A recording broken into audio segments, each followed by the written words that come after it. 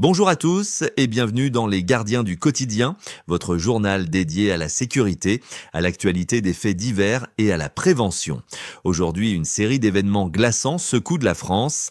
Un projet d'assassinat par des élèves de primaire, des adolescents poignardés à la sortie du lycée, un homme égorgé en pleine fête de la musique et une course-poursuite transfrontalière qui se termine en drame.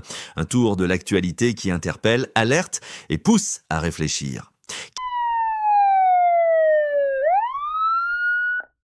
C'est une affaire à peine croyable et pourtant bien réelle.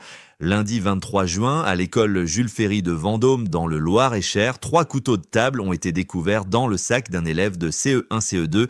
Selon ses propos, lui et 2 camarades auraient planifié de tuer leur maîtresse. Une déclaration effrayante rapportée par Valeurs Actuelles qui a immédiatement déclenché l'alerte. Heureusement, aucun geste n'a été commis. Les couteaux ont été restitués aux parents, aucune plainte déposée à ce stade. Mais ce projet soulève une question, comment des enfants de moins de 10 ans en arrivent-ils à concevoir une telle violence? Les services de l'éducation nationale suivent l'affaire de près.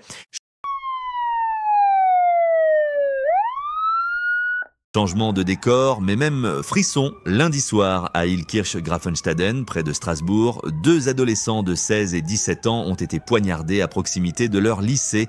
L'un d'eux est entre la vie et la mort. 4 suspects, eux, sont en fuite. Une course contre la montre est lancée. Une enquête a été ouverte. Pour l'instant, peu d'éléments sur les circonstances de l'agression. Règlement de compte, violence gratuite. L'émotion est vive dans la commune. Ce drame souligne une fois encore la fragilité de nos jeunes face à la violence urbaine. Nuit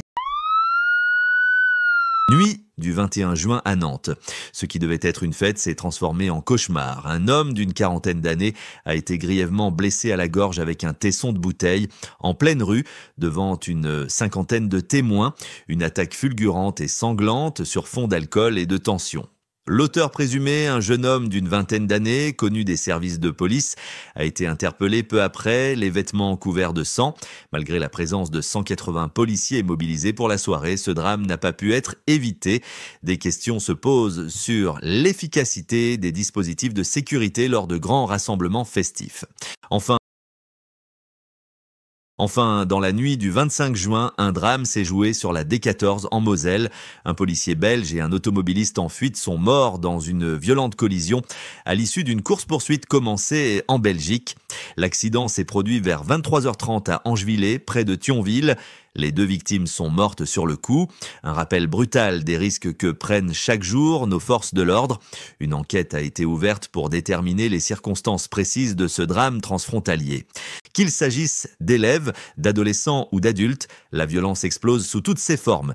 Et dans bien des cas, elle pourrait être anticipée ou évitée. Les gardiens du quotidien, c'est aussi un appel à la vigilance collective. Signaler tout comportement inquiétant. Parler, alerter, protéger, rester informés, restez unis.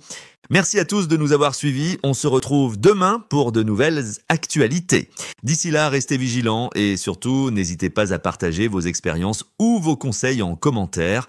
Votre témoignage peut aider d'autres personnes à éviter le pire. Abonnez-vous à la chaîne et rejoignez la communauté des gardiens du quotidien pour ne rien manquer des prochaines alertes, faits divers et conseils de sécurité.